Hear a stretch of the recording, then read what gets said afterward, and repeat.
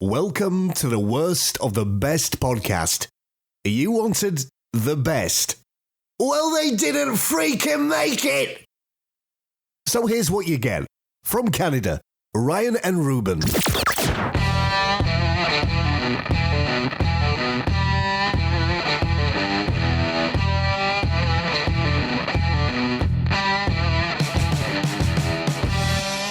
All right, welcome to the worst of the best podcast. I am your host, Ryan, and with me, as always, for the worst of the best podcast is my brother, Ruben. Ruben. Hey. Now, I'm very excited about this episode for several reasons. Sure. Number one, why would I not do an episode that we don't want to do? So far, I don't think we've done anything we don't want to do, but some things, of course, have provided us more entertainment and joy than other things. So the worst one was the Donald Trump one. We thought it was going to be funny, and then we're like, oh, this is depressing. And it wasn't a political thing. It was just... Yeah, if you want to go back and listen to one of our most depressing episodes, the Trump episode was quite depressing. Yeah. I'm a huge Seinfeld fan. Sometimes I'll tell people that the way somebody is with Star Trek, being a Trekkie, I feel that way, that kinship towards the Seinfeld TV show. Go ahead. Oh, yeah. In a week's time, I'll be seeing Jerry Seinfeld. I did not know that, Ruben. You're seeing Seinfeld in the concert? Comedy? Yeah. What? Yeah. Where? I think it's the Queenie, third row. How much was that ticket? You work hard, you can buy a ticket. How much was the ticket? I can Google it. I forget. All right, I guess I'm Googling it. I forget. But I'm seeing Jerry Seinfeld. By yourself or? No, taking my wife. Wonderful. Yeah. Well, that's really exciting. You never told me that. I guess we never talk anymore. I think I got the tickets when you were at sea. You had them that long? Yeah, this isn't like a new thing. If you're going to get a good ticket, you got to, right away. Oh, I know. I don't care if he's not funny. He'll be funny. I just want to be in the same room as the person who's provided me more laughter than anybody else. I'm jealous. I'm envious. I don't know what the word is. I'm really happy for you, but boy, I wish I could go. What's the date? Friday. This Friday? Friday night. Wow. So this episode will be out just before you get there. That's exciting. It's a 9:30 p.m. show. He's playing 3 nights in Vancouver, 3 shows, Thursday, and then 2 shows on Friday. Wow. Pretty wild, eh? Sold out? I don't know. Probably. Or close to. So for this episode, we decided we're going to review every single episode of every single season. For our first-time listeners, the premise of the show is Ruben and I don't pick that which is the best. We pick that which is the worst from that best. And so when it comes to television, I think this is our first time doing a television series.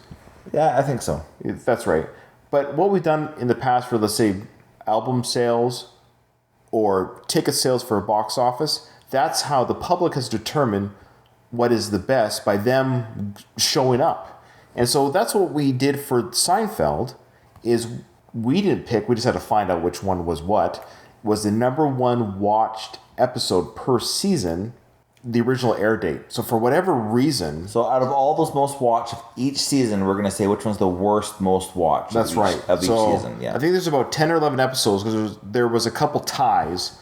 But yeah, so for whatever reason... There'd only be 9 episodes because there's 9 seasons. No, but there was actually a season 8 or 7 had a tie per million viewers. Oh, I see what you mean. They just The public, for whatever reason, decided on each season, they just watched more that day. It's weird how that happens, eh?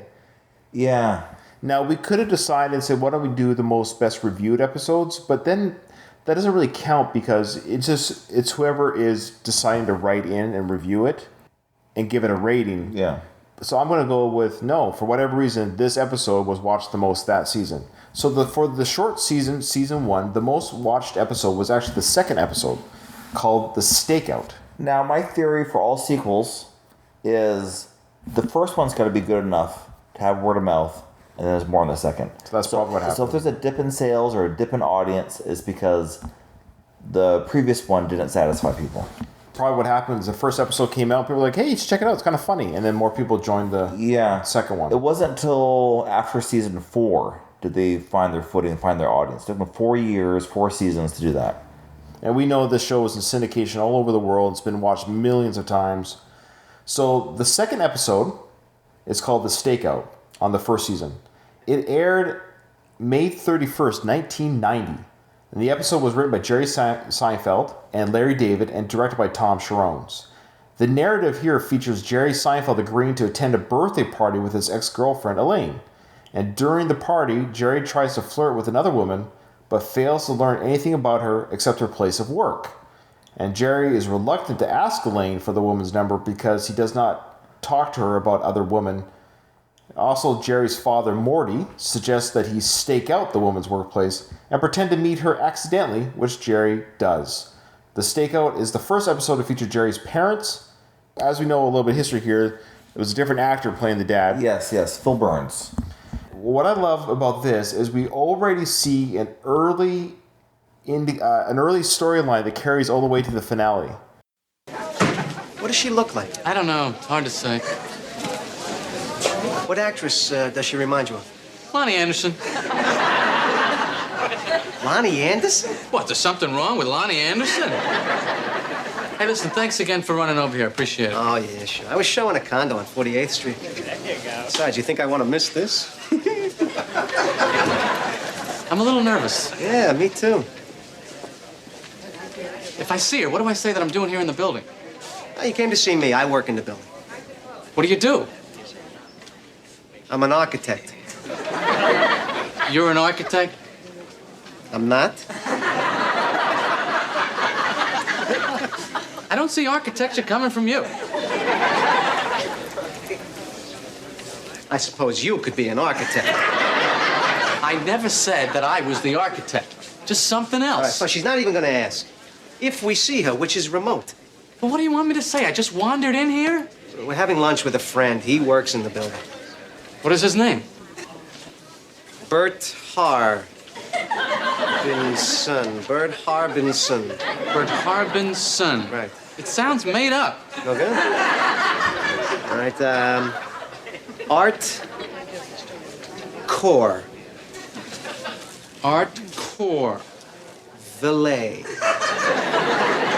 Corvalet? Yeah, right. What does he do?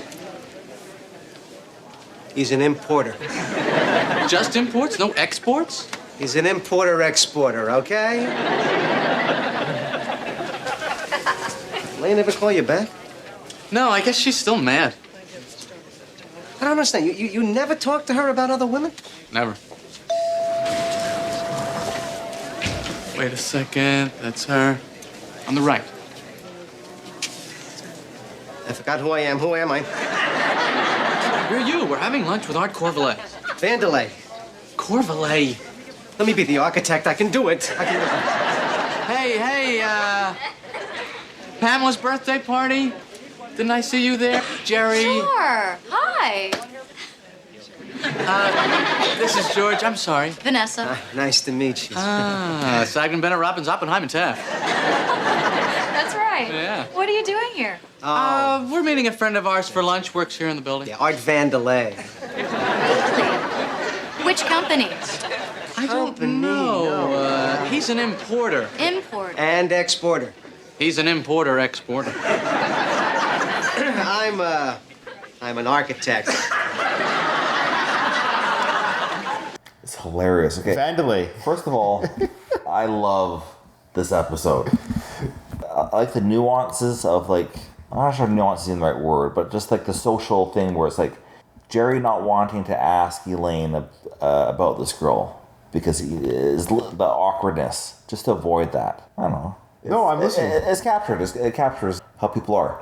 And so we see here Jerry and George waiting in the lobby to quote unquote bump into this girl that he met at the party, and George starts making up his own his own backstory. Yeah, that he's an architect. Yes. For Vandelay Industries. Yes. Or his name is Art Vandelay or something like that. I have a Vandelay T-shirt. That's awesome. Yeah. Season 2, Rube. Season 2, the most watched episode of Season 2. We should say the numbers, actually. This is amazing. It's crazy that these were considered a failure at the time, but the first episode, Ruben, of Season 1 drew in 15.5 million viewers. That's crazy. Yeah. Today, that is gold for TV. That's bigger than like the Big Bang Theory. Yeah. Thing, yeah. Yes, that's more popular than the Big Bang Theory. Crazy. And back then, this was like on the cusp of being canceled. Crazy. Season 2, Episode 5, The Apartment, had the most viewers of that season with 24.7 million viewers. Which is so weird that episode has so many. The week previous was only 13 million. So I guess word of mouth was building. The Apartment is the 5th episode of the 2nd season. In this episode, Jerry gets his ex-girlfriend Elaine an apartment above his, but regrets this after realizing it might be uncomfortable living so close together. Meanwhile, Jerry's friend George wears a wedding ring to a party to see what effect this will have on women. Yeah. Anything you want to say about this episode? One of the things I love about this episode is Jerry doesn't want to have Elaine renting there. There's going to be a deposit that needs to be done. Yeah. And Elaine doesn't have the money. And then Kramer comes in. Oh, I love that part. Oh. Yeah. No, someone offered Harold and Manny $5,000 for the apartment. I'm sure they'd just as soon give it to you, but you would have to come up with that money. $5,000? I don't have $5,000. I know. How am I going to get $5,000? I have no idea. Hey! My new neighbor! Oh, I'm not moving in. What? They want $5,000 now. So, okay, what's the problem? I don't have $5,000. Oh, come on. You can come up with $5,000. Jerry, you don't have $5,000 you can lend her. Come on. Yeah, well, I didn't. I mean, is that something you want to borrow? No, that's too much money to borrow. Loan her the money. You can afford it. She doesn't want to borrow the money. Oh, come on. She'll pay you back. What's $5,000 between friends? Oh, of course I'd pay it back. Yeah. So, what's the problem? Who said there's a problem? See? I said he'd loan you the money. Well, now, Jerry, it might take a while for me to pay you back, you know? Maybe a few years. How do you feel about that? That's okay. He doesn't care. Well, you know, money can sometimes come between friends. Get out of here. Let me think about it. What's there to think about? Well, I don't know. 5,000? Let me just take one more look at it.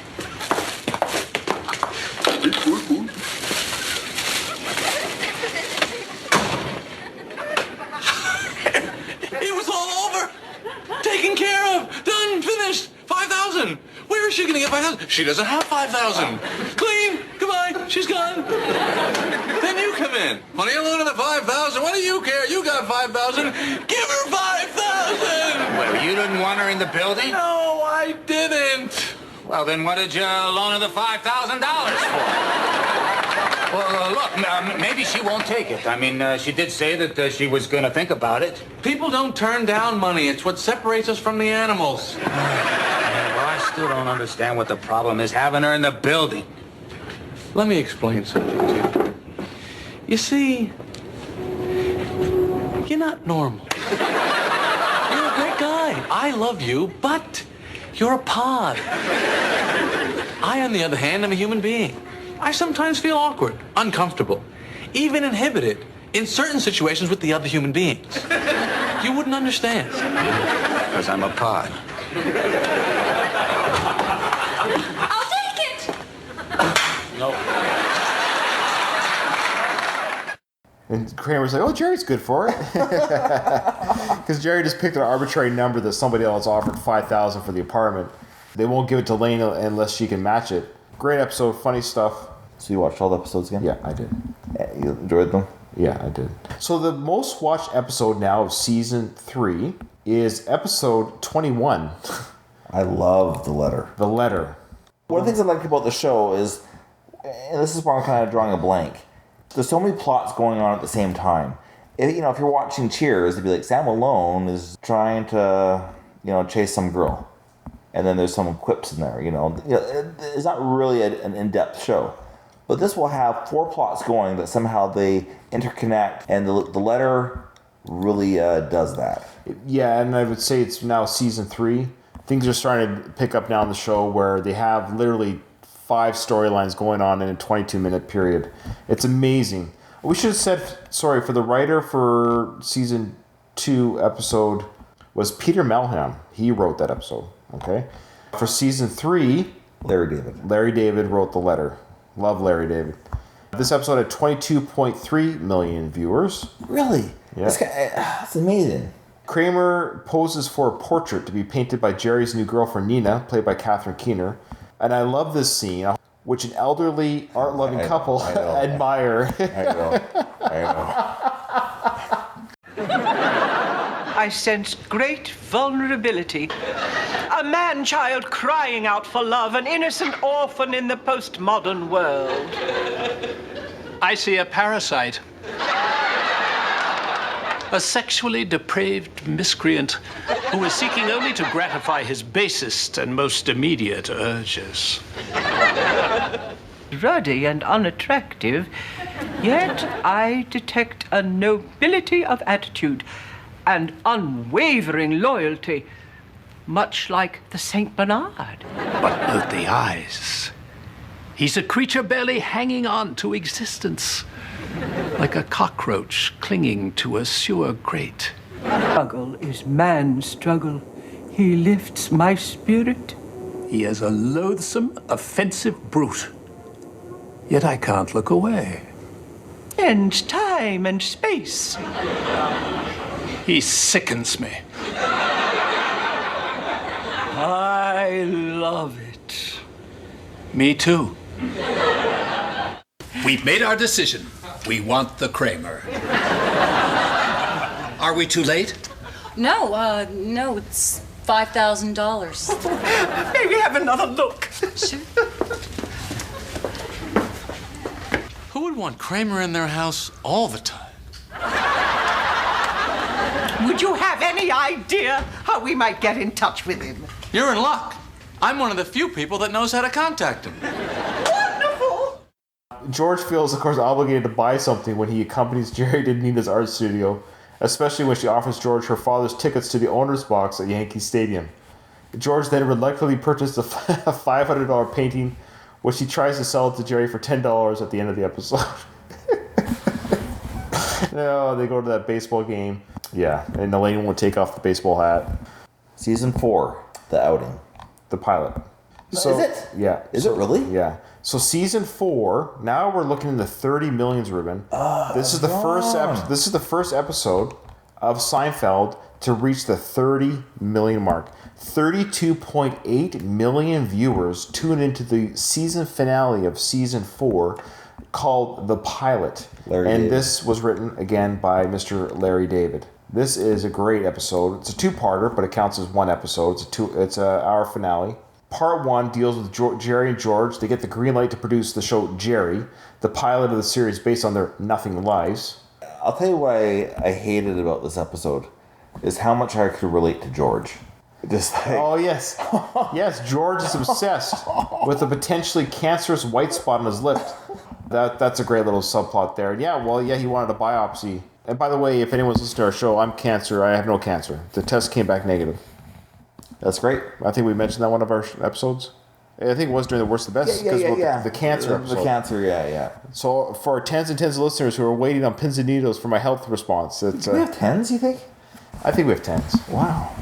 Part 2, the rehearsals begin for the pilot. It's great. I love the Kramers that come in. I know. Kramer himself tries to come in to play himself, but he gets the poops. Which happened in real life, by the way. By him? The character that Kramer is based upon is real. He tried to try out for Kramer. I knew he wanted to be in the show, and that's what's happening here. Is Kramer wants to be in Jerry's show? Oh, sure, yeah. Why not? Season 5. Season 5 had a tie for the most watched show: The Stall and The Marine Biologist. Spare Square. Excuse me, I'm sorry. This is kind of embarrassing, but there's no toilet paper over here.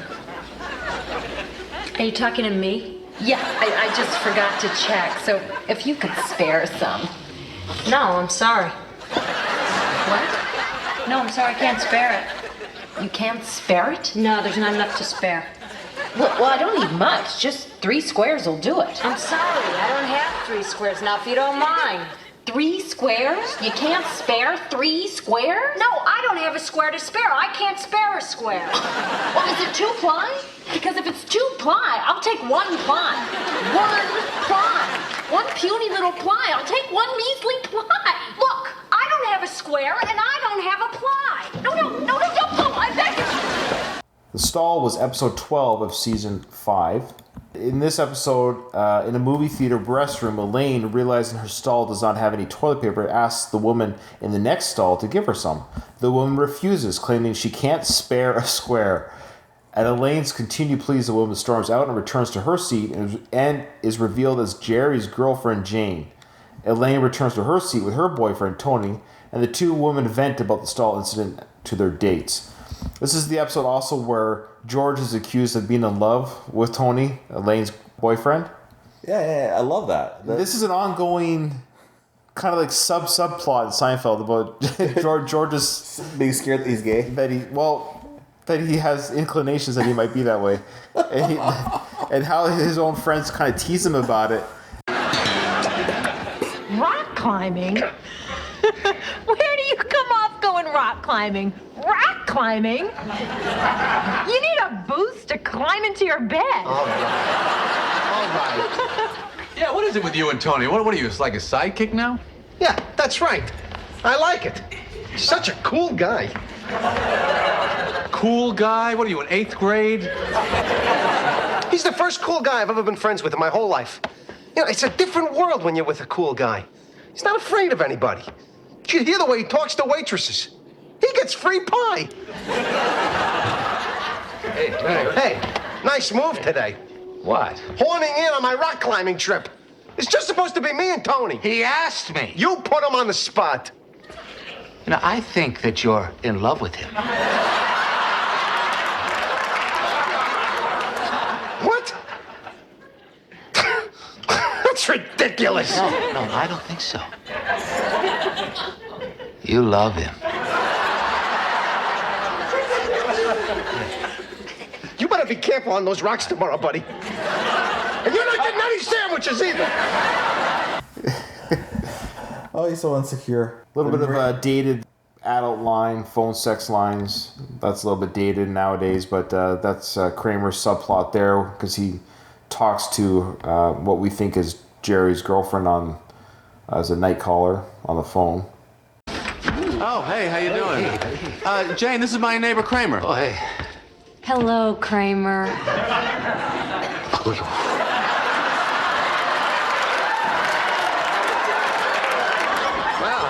Hello, Jane. Jerry's told me so much about you, I feel like I know you intimately. Oh, I don't think so. No, we never met. I never talked to you before on the phone. All right, I'll see you later, buddy. Oh, wait, where you going? Uptown, to the Y. Oh, I'm going uptown too. You want to split a cab? What about the driver?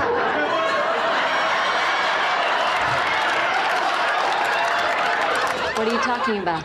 All right, I changed my mind. I don't think I'm going to go now. All right, well, I'll see you later. Nice Okay. meeting you. See ya. What's with you? That's her. Who? Erica. She's Erica. Oh, you think she's Erica, the phone sex woman? Jerry, that voice is tattooed on my brain. It's her. I'm telling you, it's her. Ah, you're crazy. Am I? Or am I so sane that you just blew your mind? It's impossible. Is it? Or is it so possible that your head is spinning like a top? It can't be. Get it? Or is your entire world just crashing down all around you? All right, that's enough. And she is. Yeah. The Marine Biologist is the next episode. Yeah, so tied for season 5 was The Marine Biologist, which came... Oh, both episodes, by the way, came at 35 million viewers. Incredible. Almost back to back. I'm telling you right now, Ruben, The Marine Biologist, in no way, shape, or form could ever be picked as the worst. It's just impossible. Yeah. It's just impossible. I'm not revealing my pick just yet. I may or may not have talked about it, but I'm telling you right now, spoiler alert, The Marine Biologist, it just makes you laugh every time. Save the whale, George. For me. So I started to walk into the water. I won't lie to you, boys. I was terrified. But I pressed on.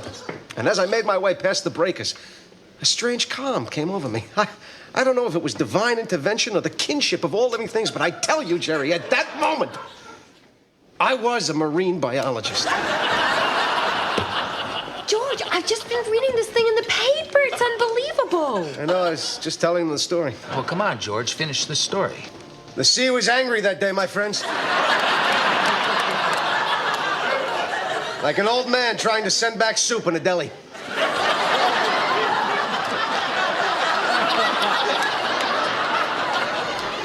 I got about 50 feet out, and suddenly, the great beast appeared before me. I tell you, he was 10 stories high if he was a foot.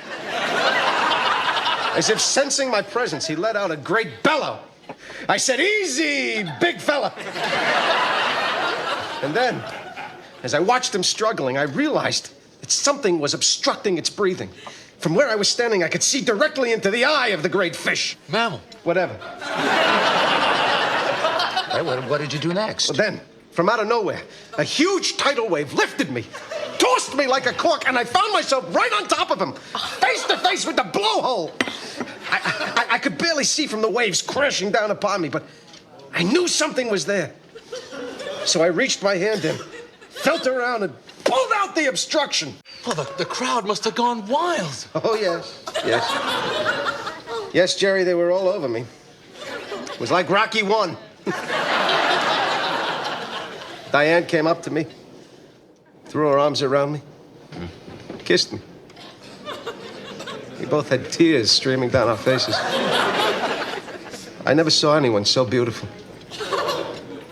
It was at that moment that I decided to tell her that I was not a marine biologist. Wow. What did she say? Told me to go to hell, and I took the bus home. All right, let's go. It's gold. It's gold, Jerry. Gold. War. What is it good for? We have got you in a very nice hotel. I don't know how you like to work, but I can arrange for an office if you like. I work in hotel. Oh. It's better. Away from all your little petty bickerings and interference. You know, Tolstoy used to write in the village square. The faces inspired him. He did not need inspiration. God spoke through his pen. That is so true. Yes. Although, one wonders if War and Peace would have been as highly acclaimed as it was had it been published under its original title, War, What Is It Good For? What? Yeah, Mr. Lippman. It was his mistress who insisted that he call it War and Peace. Elaine. War, What Is It Good For? Absolutely nothing. Say it again. That's a song. They took it from Tolstoy. No. Elaine. War? What is it good it's just for? her sense of humor. No, it's not. That really is true. What is that Yes, noise? it is. No, it's not. Season 6, The Switch. Even more episodes than the previous seasons now, if you can believe it. 36.6 million viewers. And I thought to myself, when I first saw this episode, and I was about 10 minutes into it, or 7 minutes into it, and I was thinking to myself, why did this one, for the 11th episode of Season 6, why did it have so many viewers? And I remember now why. Why's that? Because it's in this one that Kramer's name is revealed. And this was hyped up for so long. Yeah. Okay, yeah. This was hyped up for so long that in this episode, we were going to hear his name. And I was one of those people on January 5th, 1995. Cosmo Kramer. His mom calls him Cosmo. And while I was there, I happened to pick up another juicy little nugget about our friend. Oh, I'm ready. What? Come on, what is it? I got the first name. You found out Kramer's first name? That's right. You ready? Yes, I'm ready. I've been trying to get it out of him for 10 years. What is it? What? Cosmo. Cosmo? Cosmo.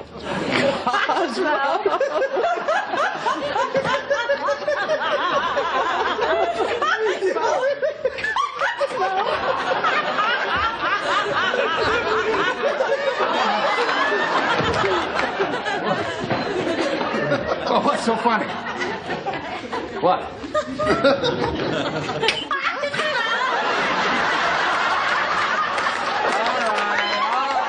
Okay, so you know the name now, huh? The cat is out of the bag.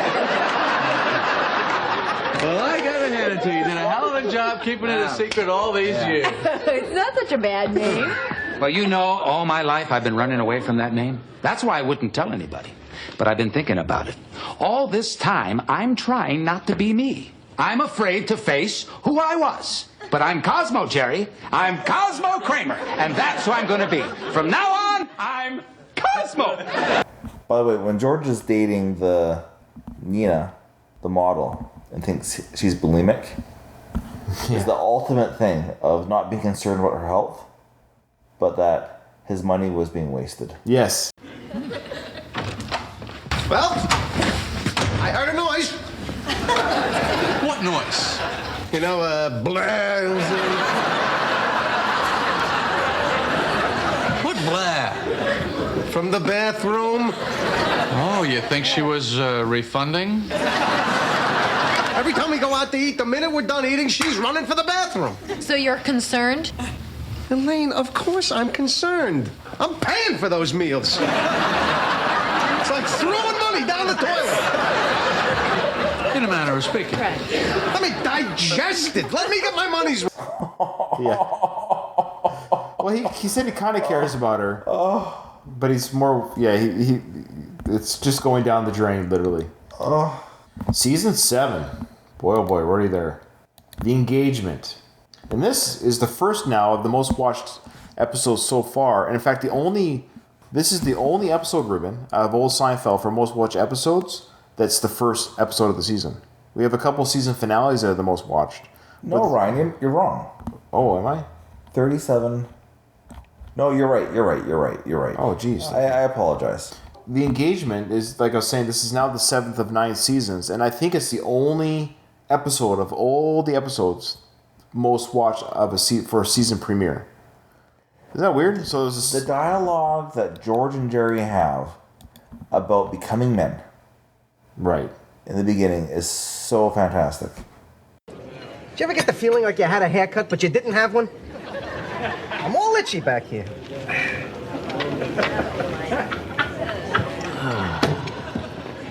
What? What is this? What are we doing? What in God's name are we doing? What? Our lives. What kind of lives are these?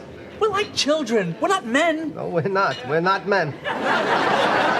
We come up with all these stupid little reasons to break up with these women. I know. That's what I do. That's what I do. Are we going to be sitting here when we're 60 like two idiots? We should be having dinner with our sons when we're 60. We're pathetic. You know that? Yeah, like I don't know that I'm pathetic. Why can't I be normal? Yes, me too. I want to be normal. Normal. It would be nice to care about someone. Yes, care. So how this starts is George breaks up with a woman after she beats him in a game of chess. And then when he tells Jerry about it amongst, they both realize that they have done nothing with their lives and decide they're going to make some changes. However, Kramer, one of my most favorite scenes ever, Kramer warns Jerry about marriage. Hey, well, I had a very interesting lunch with George Costanza today. Really? We were talking about our lives, and we both kind of realized we're kids. We're not men. So then you asked yourselves, isn't there something more to life? Yes, we did. Yeah, well, let me clue you in on something. There isn't. There isn't? Absolutely not. I mean, what are you thinking about, Jerry? Marriage? Family? Well, they're prisons. Man-made prisons. You're doing time. You get up in the morning, she's there. You go to sleep at night, she's there. It's like you got to ask permission to use the bathroom. Is it all right if I use the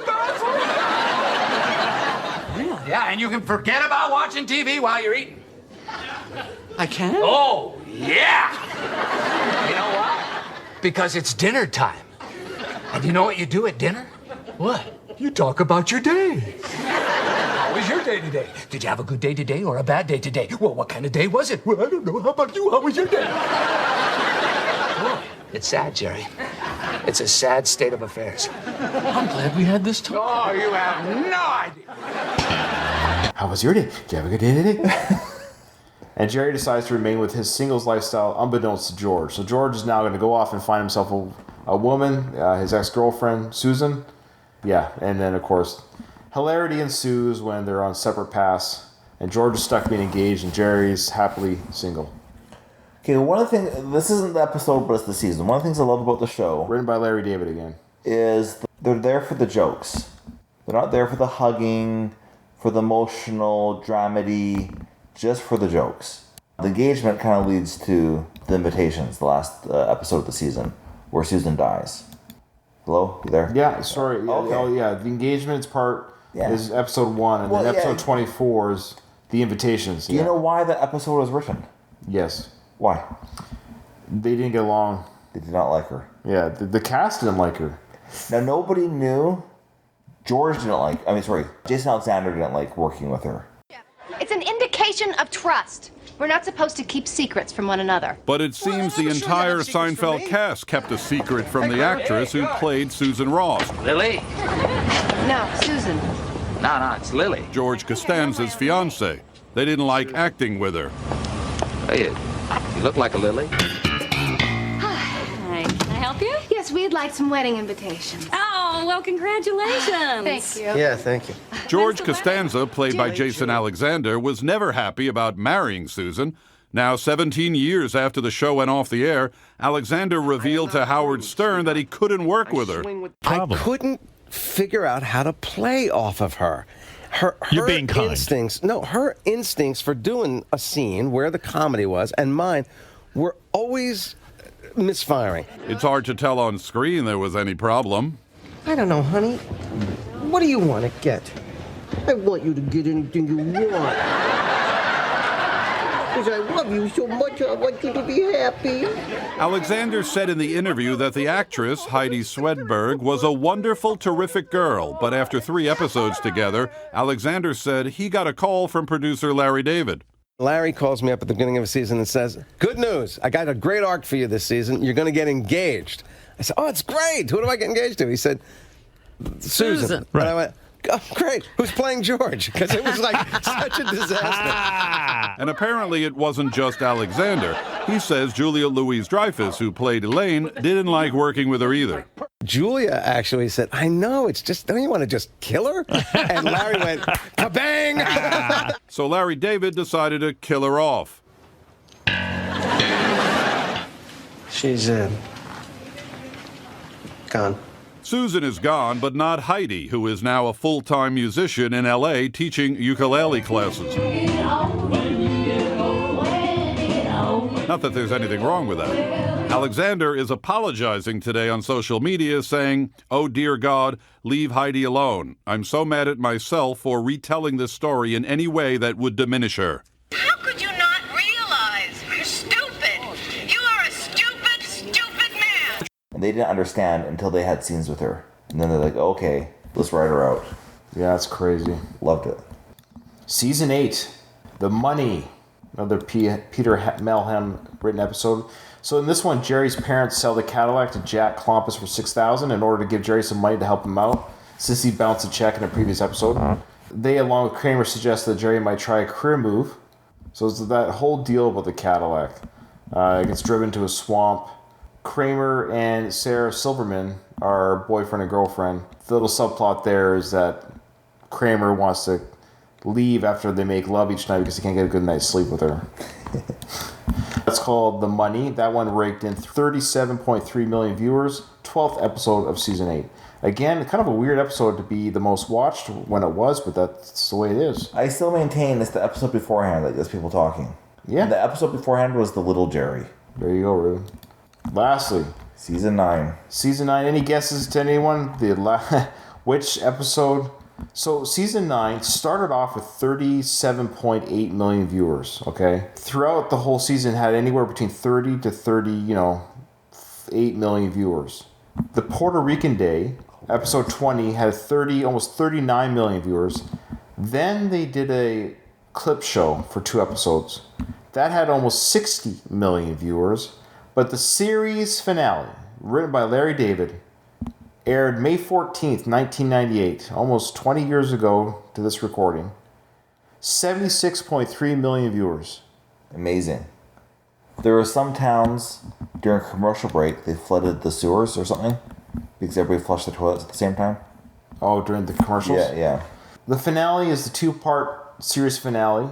It had an initial running time of 1 hour and 10 minutes, 15 minutes. The fake working title of the show was The Tough Nut to Crack to throw off outsiders about the contents of the episode. This is for the first and final time since season 7. Jerry performs a stand-up comedy routine, and Larry David, co-creator of the series, returned to write the script for this episode. And this episode garnered strongly divided responses upon airing and continues to polarize critics and audiences. I loved it. I watched it again literally just today. It's funny how much it speaks to what's going on today because Kramer was recording a mugging. That happens all the time now.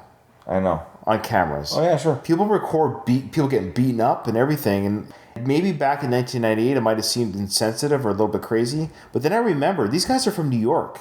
It just dawned on me when I watched this. So, yeah. They see beatings and mugging. And that's why Jerry's like, when they're getting mugged, he's like, nah, poor guy. You know, it's kind of like, what are you going to do? You got mugged. We get mugged all the time in New York. Mm-hmm. So to them, it was just a mugging.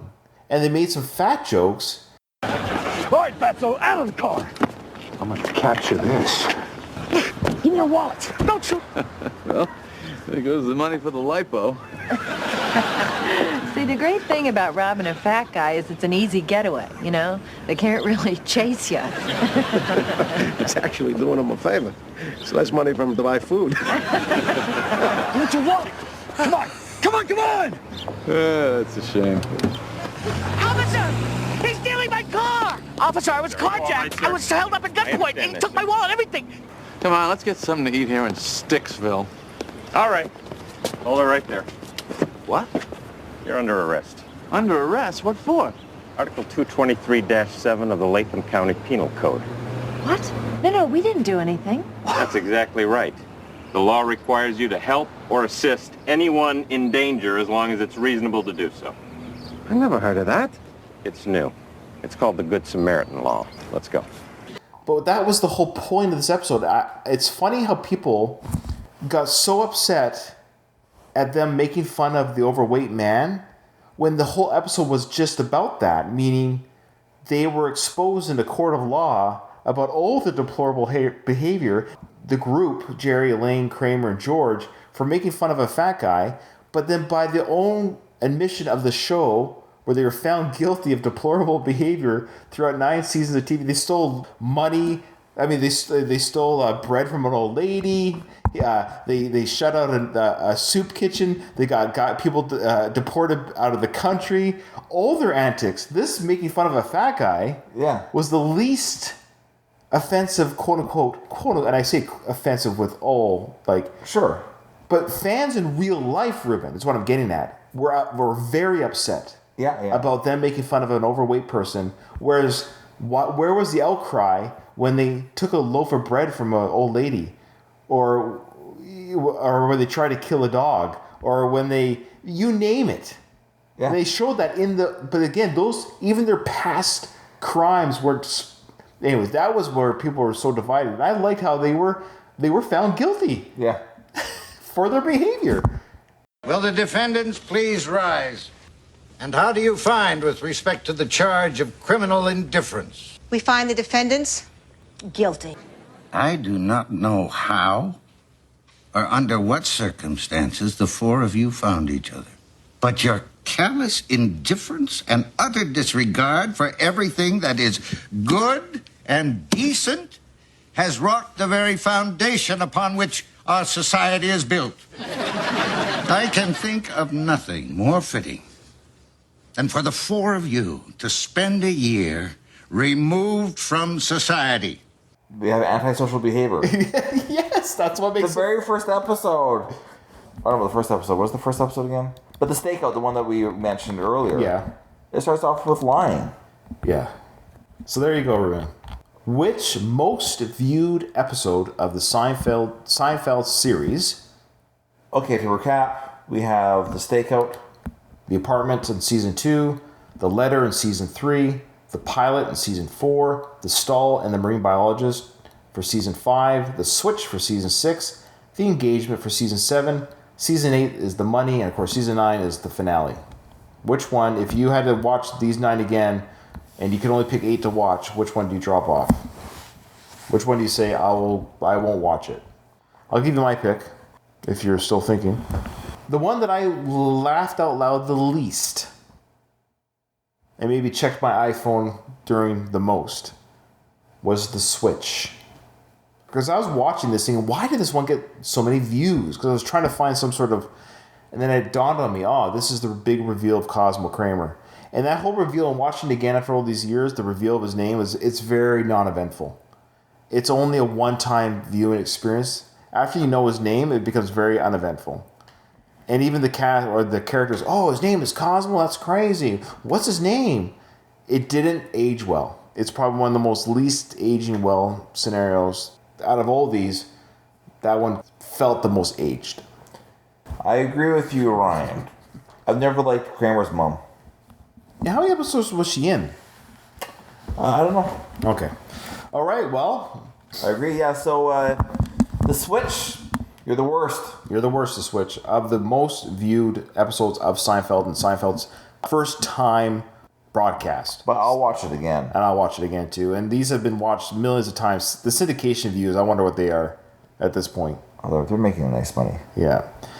Well, remember to find us on iTunes and find us on our Facebook page, The Worst of the Best Podcast. Find us on Facebook. Find us on Twitter, The Worst of the Best Podcast on Twitter. Just search for that. And if you could just be a dear and leave us a 5-star review on iTunes, that would be wonderful. We could really use some sort of like, hey, we're listening and we like you type of feedback. Or even if you don't like us, let us know. Remember, Ruben, in front of every silver lining, there's a cloud. And we're here to help you find it.